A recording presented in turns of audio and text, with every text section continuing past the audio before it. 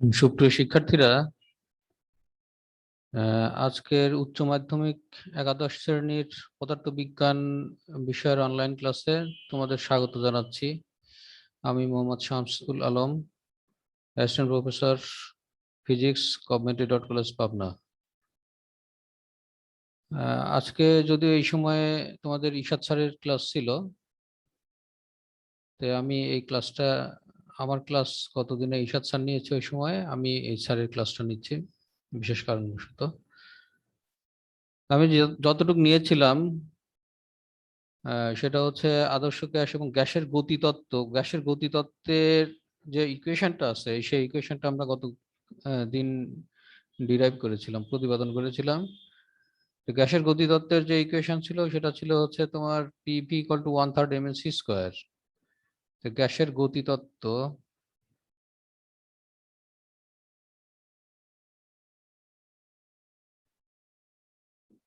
গ্যাসের গতিতত্ত্ব যে সমীকরণ, মূল সমীকরণ, সেটা হচ্ছে আমরা PV equal to 1/3 mn C square এ পর্যন্ত এনেছিলাম। PV equal to 1/3 mc square, P হচ্ছে তোমার গ্যাসের চাপ, ভি গ্যাসের আয়তন, 1/3 এম এন। এম মানে হচ্ছে প্রতিটি গ্যাসের প্রতিটি অণুর ভর, এন সংখ্যক অণু, সি হচ্ছে গ্যাসের গড় বর্গবেগের বর্গমূল মান। গ্যাসের অণুগুলোর গড় বর্গবেগের বর্গমূল মান মানেই হচ্ছে গ্যাসের অণুগুলোর বেগ, এটা আমরা বুঝবো। PV equal to 1/3 mc square, খুব গুরুত্বপূর্ণ একটা ইকুয়েশন, 1/3 mc স্কোয়ার। এই ইকুয়েশন থেকে গ্যাস সম্পর্কিত বিভিন্ন ধরনের যে ঘটনাগুলো আছে সেগুলো আমরা এখান থেকে ইজিলি বের করতে পারবো ইকুয়েশন দিয়ে। তাহলে এখানে দেখো, PV equal to 1/3 mc square, এখানে আমরা লিখতে পারি এম এন। এম এন মানে কি? এম এন মানে হচ্ছে তোমার গ্যাসের আণবিক ভর, মানে একটা অণুর ভর যদি এম হয়, তাহলে এন সংখ্যক অণুর ভর কত হবে? M N. এবং এটাই হচ্ছে গ্যাসের আণবিক ভর এম, বা গ্যাসের মোট ভর। এম যদি যদি আমরা লিখি, তাহলে আমরা এখানে লিখতে পারি PV equal to 1/3 M C square, PV. তাহলে এখান থেকে দেখো আমরা পিভি, পি সমান কত লিখতে পারি? 1/3 এম এর নিচে ভি চলে গেল, এই ভিটা নিচে এনে দাও, M by V C square. M by V আমরা জানি গ্যাসের ঘনত্ব, রো ইকুয়াল টু আমরা জানি হচ্ছে এম বাই ভি, একক আয়তনের ভরকে ঘনত্ব বলে, 1/3 রো সি স্কোয়ার। এটা হচ্ছে গ্যাসের চাপের রাশিমালা, তোমার কার সাপেক্ষে? গ্যাসের আয়তনের সাপেক্ষে। তাহলে আমরা বলতে পারি যে তোমার গ্যাসের গতিতত্ত্ব অনুসারে গ্যাসের যে চাপ, এই চাপের রাশিমালাটা হবে কেমন? P equal to 1/3 rho c square. That is P is directly proportional to rho. সুতরাং এখানে আমরা বলতে পারি P মানে প্রেসার, গ্যাসের pressure directly proportional to rho. গ্যাসের যে ঘনত্ব, ঘনত্বের সরাসরি সমানুপাতিক হচ্ছে গ্যাসের চাপ। তাহলে এটা গেল। তারপরে আমরা চাপ এবং এর সাথে সম্পর্ক নিয়ে আসতে পারি। তারপরে এখান থেকে আবার দেখো, তাহলে এটা যদি আমরা 1 নম্বর ইকুয়েশন দেই, এটা যদি 2 নম্বর ইকুয়েশন দেই, তাহলে এক থেকে আরো পাই, এক থেকে আরো পাওয়া যায়, কি পাওয়া যায়? এক থেকে হচ্ছে পিভি ইকুয়াল টু 1/3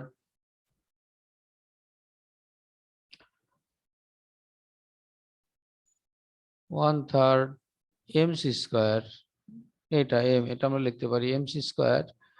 এখানে যদি আমরা হাফ হাফ এমসি স্কোয়ার দেই, সি মানে গ্যাসের অণুগুলোর বেগ, যদি আরএমএস ভ্যালু মানে বেগ, এমসি স্কোয়ার, তো আমরা জানি হাফ এম ভি স্কোয়ার মানে বেগ।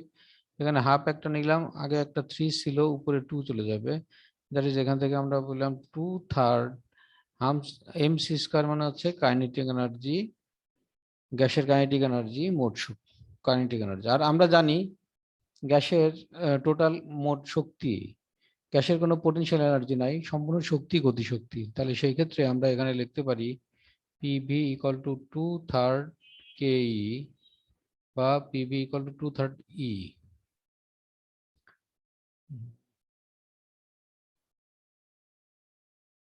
PV equal to 2/3 E।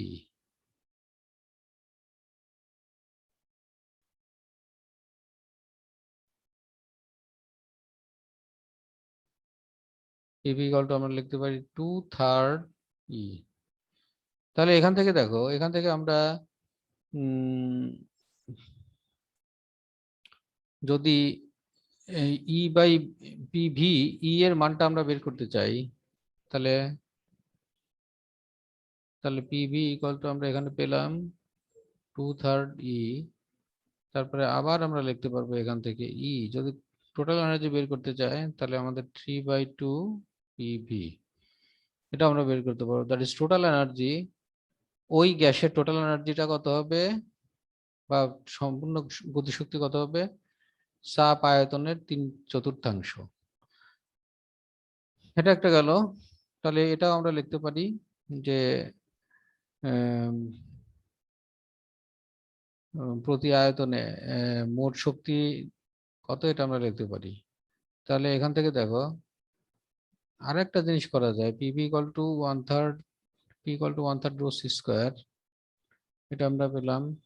আবার দেখো ই ইকুয়াল টু 2/3 পিভি, যদি পিভি ইকুয়াল টু এনআরটি হয় তাহলে সেক্ষেত্রে আমাদের সমীকরণ আরো কিছু পাওয়া যাবে। তাহলে সেই ক্ষেত্রে আমরা বলতে পারি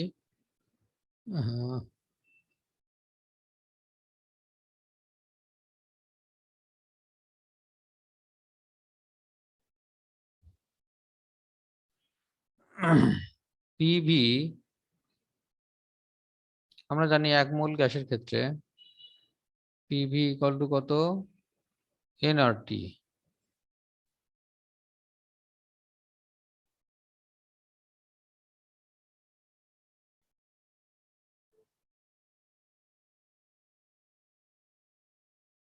বা এখান থেকে ই ইকুয়াল টু কত, এন মোল গ্যাসের জন্য আমরা পাই পিভি ইকুয়াল টু এনআরটি। তাহলে এখান থেকে আমরা লিখতে পারি পিভি ইকুয়াল টু 3/2 এনআরটি। তাহলে এখান থেকে দেখা যাচ্ছে গ্যাসের শক্তি, মোট শক্তি কত হচ্ছে, আচ্ছা এটা হলো 3/2 RT।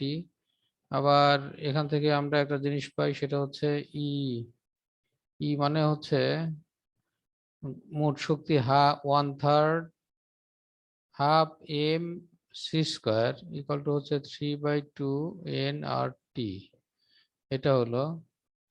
তাহলে এই ক্ষেত্রে আমরা এখান থেকে লিখতে পারি, যদি 1 মোল গ্যাসের জন্য হয়, 1 মোল গ্যাসের জন্য, আচ্ছা তাহলে এখান থেকে আমরা সি এর মানটা কত পাই,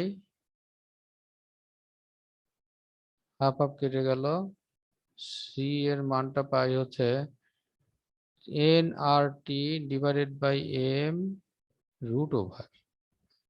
এটা আমাদের আর একটা সমীকরণ পেলাম, সেটা হচ্ছে ইকুয়াল টু 3/2 এনআরটি, এটাও আমরা লিখতে পারি।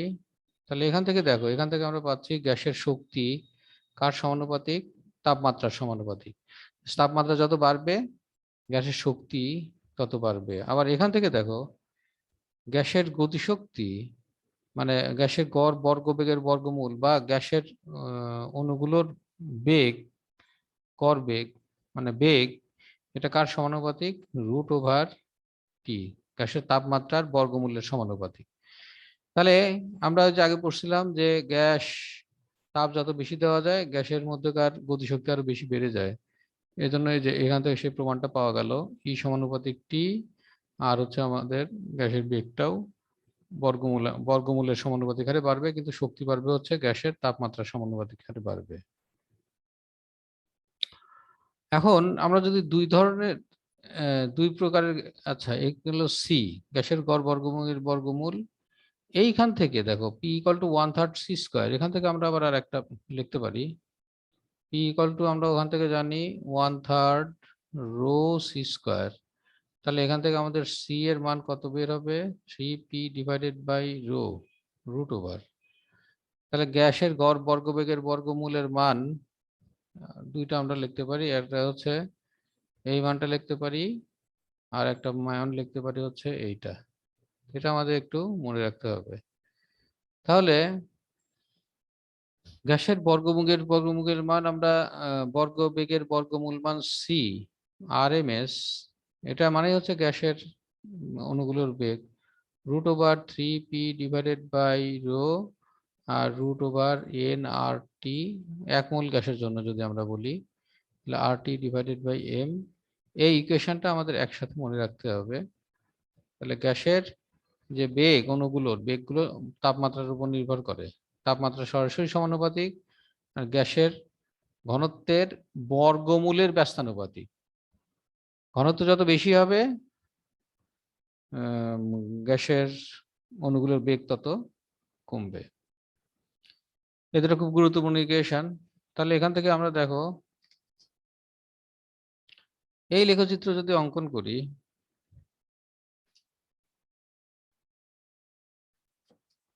সি সমানুপাতিক টি, এই লেখচিত্রটা যদি এখান থেকে অঙ্কন করি, এটা কি পাওয়া যায়? এটা পাওয়া যাবে হচ্ছে আমাদের সি স্কোয়ার, যদি এদিকে দেই সি স্কোয়ার এদিকে দিলাম, আর যদি টি এদিকে দেই তাপমাত্রার সাথে, তাহলে এটা কি হবে সি স্কোয়ার √টি, মানে সমানুপাতিক টি, তার মানে এটা মূলবিন্দুগামী সরলরেখা হবে। তাহলে আমরা একটা গ্যাসের যেহেতু সি সমানুপাতিক √2, সি সমানুপাতিক √t, তাহলে এখান থেকে আমরা একটা কাজ করতে, দুইটা গ্যাসের জন্য, একই গ্যাসের দুইটা স্টেটের জন্য, দুইটা টেম্পারেচারের জন্য আমরা লিখতে পারি C1/C2 ইকুয়াল টু √T1/T2 লিখতে পারি। তাহলে সেক্ষেত্রে আমাদের সি এভাবে লেখা যায়। তাহলে এখান থেকে আমরা দেখো, এখান থেকে আমাদের T1 T2 বের করা যায়, অথবা C1 C2 যেটা আমরা চাই সেটা বের করা যাবে এখান থেকে। তাহলে এরকম একটা এক্সাম্পল আমরা করি, সেটা হচ্ছে যে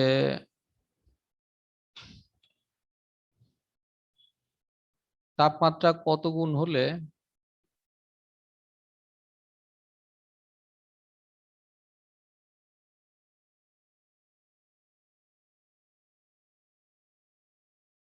অক্সিজেন গ্যাস অণুর বেগ দ্বিগুণ হবে।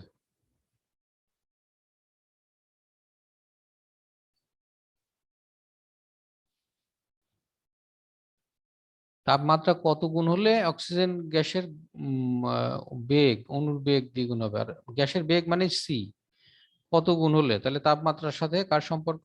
গ্যাসের অণুর বেগের সম্পর্ক, দ্যাট ইজ ওই ফর্মুলাটা ইউজ করতে হবে।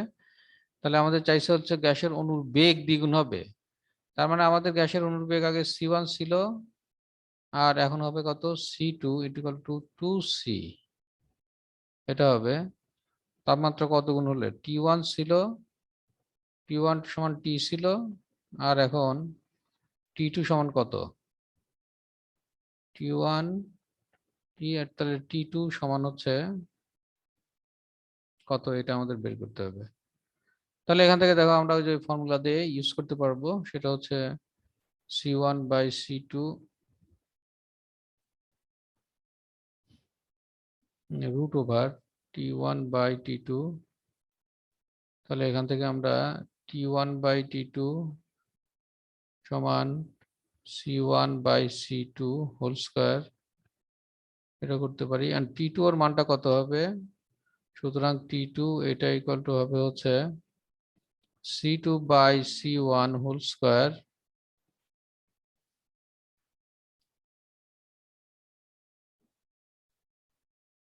Into T1। C2/C1 মানে কত? C2/C1 মানে হচ্ছে 2C, C1 মানে C whole square into T1, T1 মানে হচ্ছে T। তাহলে এখান থেকে আমরা এখানে লিখতে পারি C কেটে গেল 4, T1, that is T2 4 T1। তাহলে তার মানে কি বোঝা গেল, কত গুণ হতে হবে? 4 গুণ। তাপমাত্রা 4 গুণ হলে তোমার গ্যাসের অনুবেগ দ্বিগুণ হবে। এটা আমাদের অ্যান্সার। তাহলে তাপমাত্রা যত বাড়বে গ্যাসের অণুগুলোর বেগ তার বর্গমূল হারে বাড়তে থাকবে।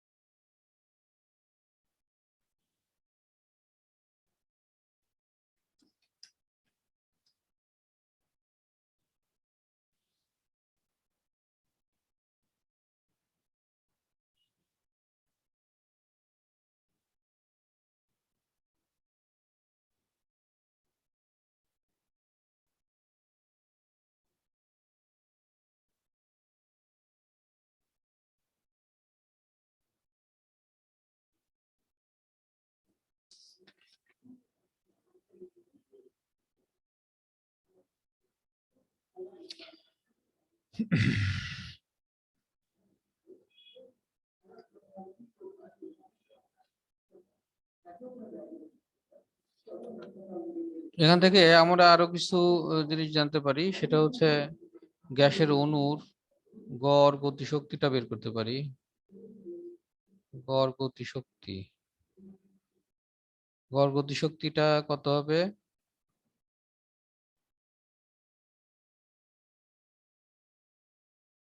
এক মোল গ্যাসে আমরা জানি, এক মোল গ্যাসে কত সংখ্যক অণু থাকে?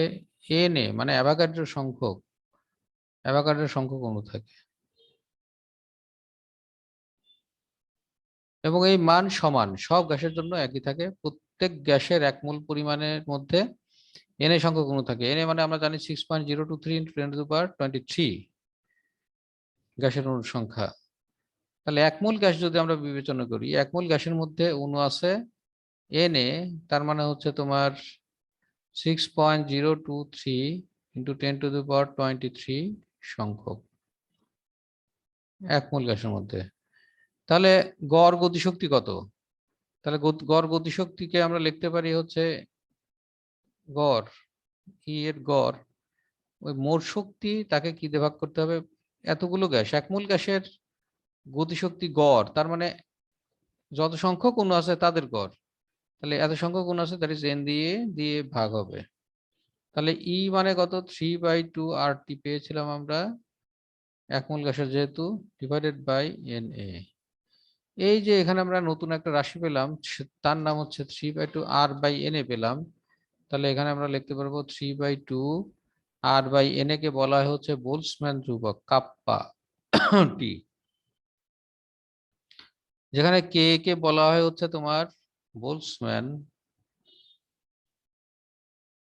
বোলসম্যান কনস্ট্যান্ট বা বোলসম্যান ধ্রুবক। এই বোলসম্যান ধ্রুবকের মান কত? আর আর এর যে মান আছে 8.31, আর হচ্ছে এন এর মান হচ্ছে এটা দিয়ে ভাগ করলে যেটা পাওয়া যায়, সেখানে বোলসম্যানের ধ্রুবকের মান পাওয়া যায় তোমার হচ্ছে 1.38 ইন্টু 10⁻⁻23 জুল পার কেলভিন, এই মানটা হয়। এটা হচ্ছে গ্যাসের অণুগুলোর গড় গতিশক্তি। তাহলে গ্যাসের অণুগুলোর গড় গতিশক্তি আসলে কি? এর পরম তাপমাত্রার সমানুপাতিক। এটাও পরম তাপমাত্রার সমানুপাতিক। এটা আমরা একটা পেলাম ইকুয়েশন।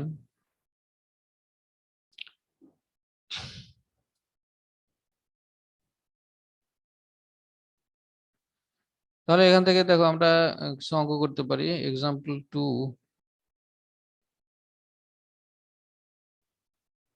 সেটা হচ্ছে বোলসম্যান ধ্রুবকের মান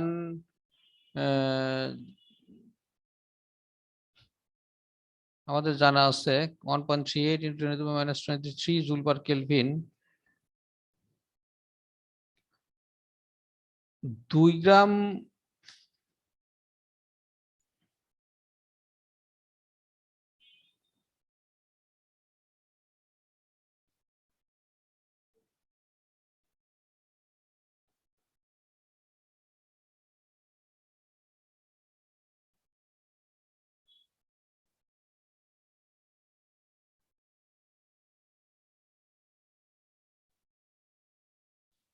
27 ডিগ্রি সেলসিয়াস তাপমাত্রায়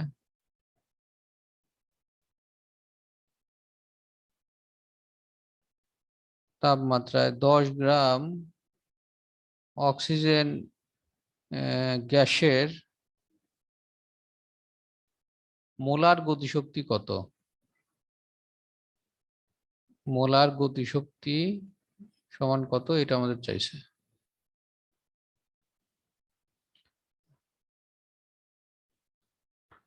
এখন এখানে আমাদের দেখো, এখানে আমাদের কার কার মান দেওয়া আছে, টি দেওয়া আছে। টি মানে হচ্ছে 27 প্লাস 273, তার মানে 300 কেলভিন। 300 কেলভিন দেওয়া আছে।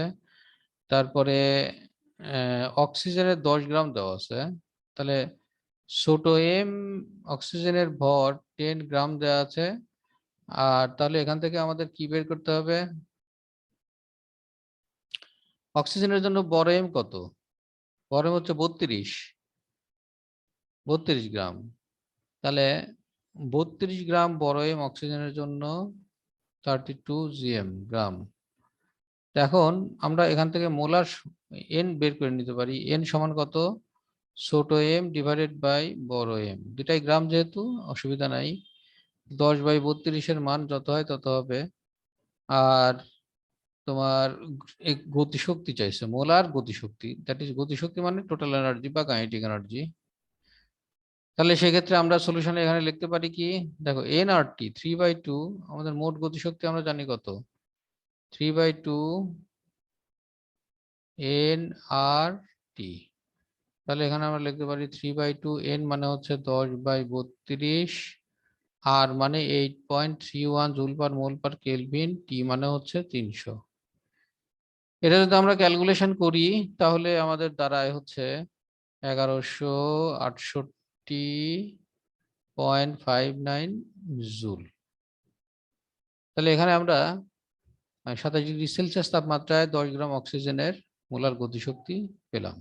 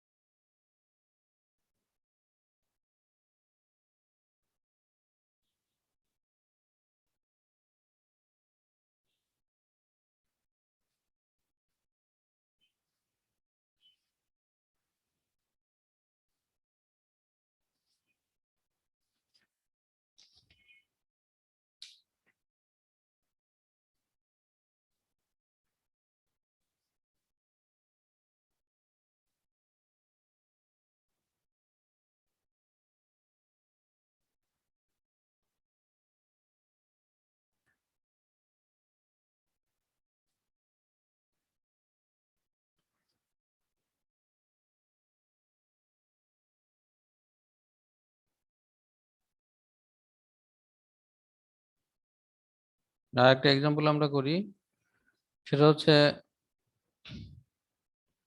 0 ডিগ্রি সেলসিয়াস তাপমাত্রায়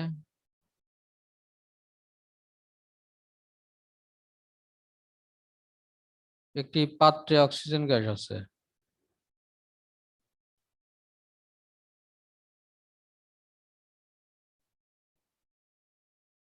অক্সিজেন গ্যাসের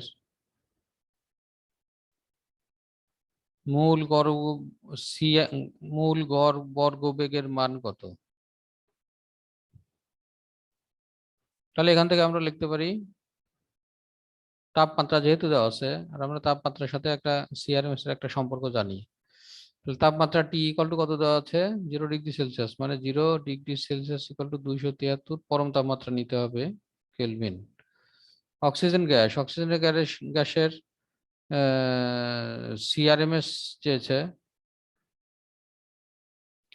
তাহলে সিআরএমএস বা সি বলা যায়, লিখতে পারি সিআরএমএস সমান কত, √3RT ডিভাইডেড বাই এম। √3 আর মানে হচ্ছে 8.31 জুল পার মোল পার কেলভিন, টি মানে হচ্ছে 273 ডিভাইডেড বাই এম মানে হচ্ছে অক্সিজেন গ্যাসের জন্য এম, এম হচ্ছে 32 গ্রাম। অক্সিজেন গ্যাসের গ্রাম আণবিক ভর হচ্ছে 32 গ্রাম, এতে কেজি করলে এসআই ইউনিট 32 ইন্টু 10⁻³ কেজি। তাহলে এখানে আমরা লিখবো 32 ইন্টু 10⁻³ কেজি। এটা যদি করি তাহলে আমাদের এখানে আসবে 461 মিটার পার সেকেন্ড। তাহলে এটাই হচ্ছে আমাদের গড় বর্গবেগের বর্গমূল মান অক্সিজেন গ্যাস অণুর 0 ডিগ্রি সেলসিয়াস তাপমাত্রায়। এখানে স্বভাবতই দেখা যাচ্ছে 0 ডিগ্রি চেয়ে যদি আমরা বেশি দেই তাহলে এখানে টি এর মান বেড়ে যাবে, সি মানও বেড়ে যাবে।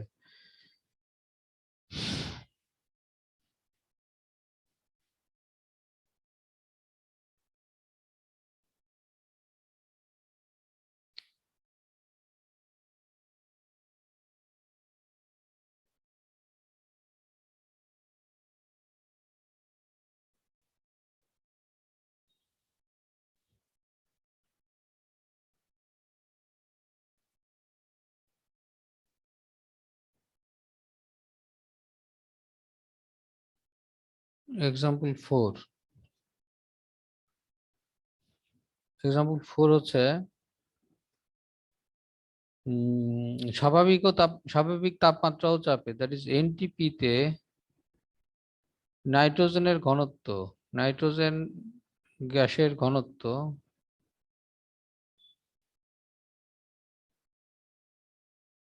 ঘনত্ব হচ্ছে 1.25 কেজি পার মিটার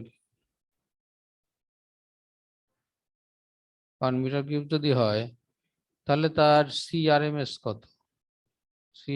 কত, এটা আমাদের বের করতে বলছে। সলিউশন, তাহলে এখান থেকে আমরা সিআরএমএস ভ্যালুটা কত পাই, সিআরএমএস ভ্যালু পাবো হচ্ছে, যেহেতু এখানে ঘনত্ব দেওয়া আছে তাহলে ঘনত্বের সাথে সিআরএমএস এর একটা সম্পর্ক আছে, আমরা জানি 3p ডিভাইডেড বাই রো। তাহলে এনটিপি তে নর্মাল টেম্পারেচার এন্ড প্রেসার, স্বাভাবিক তাপমাত্রা চাপে প্রেসার আমরা জানি হচ্ছে কত, প্রেসার হচ্ছে 1.01325 into 10⁻⁻5 newton per metre square বা প্যাসকেল, প্রেসার এটা জানি।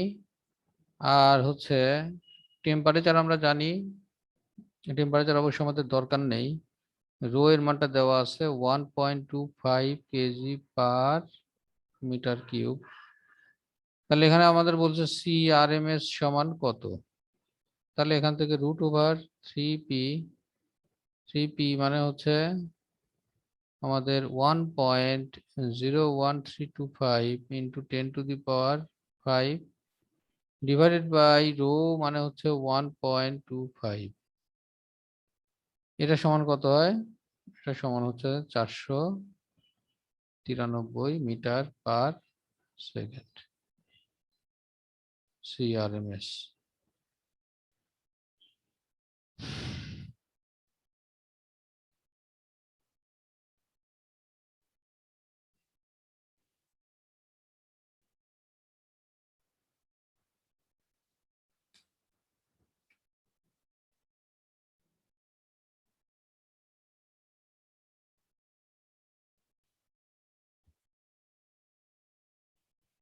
এক্সাম্পল 5 আরেকটা অঙ্ক করি, সেটা হচ্ছে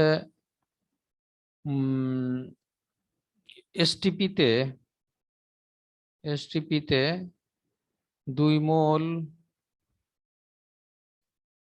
মোল আদর্শ গ্যাসের গতিশক্তি কত, আদর্শ গ্যাসের গতিশক্তি কত এটা আমাদের চাইছে, স্ট্যান্ডার্ড টেম্পারেচার, প্রেসার বা স্বাভাবিক তাপমাত্রা এবং চাপে আমাদের আদর্শ গ্যাসের কাইনেটিক এনার্জি চাইছে। তাহলে আমরা জানি কাইনেটিক এনার্জি বা মোট শক্তি, এটা আমরা জানি হচ্ছে 3/2 nRT। এখন এখানে 2 মোল, এন এর মান আমরা দেওয়া আছে 2 মোল, তারপরে আর এর মান আমাদের দেওয়া আছে 8.31 জুল পার মোল পার কেলভিন, এটা দেওয়া আছে। টি স্ট্যান্ডার্ড টেম্পারেচার প্রেসার, টি এর মান হচ্ছে 0°C বা 273 কেলভিন।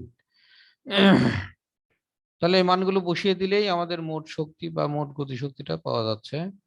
তাহলে এখান থেকে বা আমরা কাইনেটিক এনার্জি পাই 3/2 n মানে হচ্ছে 2 ইন্টু আর মানে 8.31 ইন্টু টি 273। তাহলে এখান থেকে আমাদের ক্যালকুলেশন করলে যেটা আসবে সেটা হচ্ছে 6806 জুল। এটাই হবে হচ্ছে আমাদের ওই গ্যাস এসটিপিতে 2 মোল আদর্শ গ্যাসের মোট শক্তি বা মোট গতিশক্তি।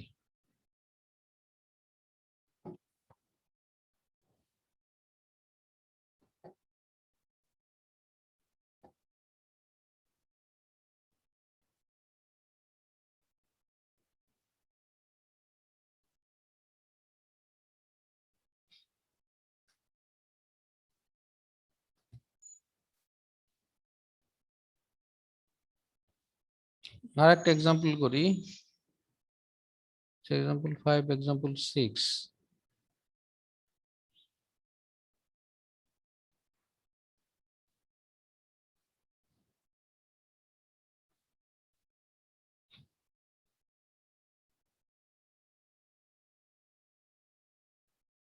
কত ডিগ্রি সেলসিয়াস তাপমাত্রায়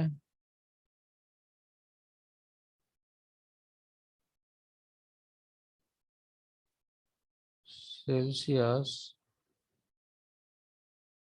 তাপমাত্রায় অক্সিজেন অণুর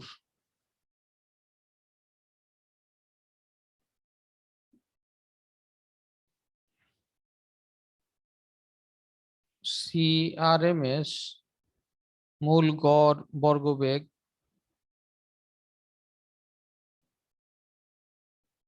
100°C তাপমাত্রার সমান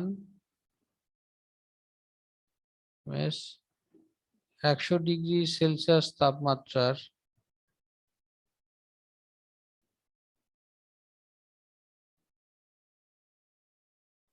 হাইড্রোজেন অণুর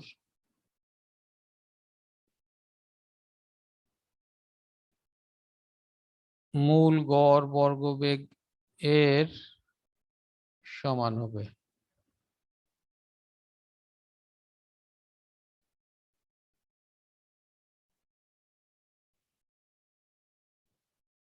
তাহলে দেখো কত ডিগ্রি সেলসিয়াস তাপমাত্রায়, মানে আমাদের চাইছে হচ্ছে টেম্পারেচার কার, অক্সিজেনের। তাহলে টিও সমান কত, অক্সিজেন TO2 সমান কত এটা আমাদের চাইছে। অণুর সিআরএমএস, তাহলে সিআরএমএস কার, অক্সিজেন অণুর 100°C তাপমাত্রা হাইড্রোজেন অণুর সমান। তাহলে এটা হচ্ছে 100°C তাপমাত্রার হাইড্রোজেন অণুর সমান হবে। তো সেই ক্ষেত্রে আমাদের TO2 চাইছে। আর 100° মানে হাইড্রোজেন অণুর দেওয়া আছে, H2, এটা আমাদের দেওয়া আছে 100°C দেওয়া আছে। 100°C মানে এখানে কত, 100 প্লাস 273, তার মানে হচ্ছে 373 কেলভিন। 373 কেলভিন। তাহলে CO2 এখানে আমরা জানি 3RT/m, এই ফর্মুলা ইকুয়াল টু 3RT/m। এখানে আমাদের 3RT অক্সিজেনের জন্য TO MO, আর হাইড্রোজেন ও TH MH, দুটা বসিয়ে দেই, রুট তুলে দিলাম, 3R কেটে গেল ভিতরে। তাহলে আমাদের থাকলো হচ্ছে T0 divided by m0 equal to থাকলো হচ্ছে th divided by mh। O for oxygen, H for hydrogen, বা টি নট আমাদের চেয়েছে, টি নট মানে হচ্ছে m naught divided by mh into th। তাহলে এখান থেকে m নট মানে কত, অক্সিজেনের জন্য m নট কত, 32 গ্রাম, আর হাইড্রোজেনের জন্য 2 গ্রাম, ইন্টু টিএইচ মানে কত দেওয়া আছে, হাইড্রোজেনের ক্ষেত্রে 100, 100 মানে 373, 373 দেওয়া আছে। এখান থেকে আমাদের ক্যালকুলেশন করলে তোমার অক্সিজেনের টেম্পারেচার বের হবে হচ্ছে 2768 কেলভিন। এভাবে গ্যাসের এই ফর্মুলাগুলো দিয়ে ছোট ছোট অনেক অঙ্ক আছে, প্রায় সব ফর্মুলার অঙ্কই আমরা দেখালাম। এই অঙ্কগুলো বিভিন্ন বইতে আছে, সেই অঙ্কগুলো তোমরা ভালোভাবে করে নিবে।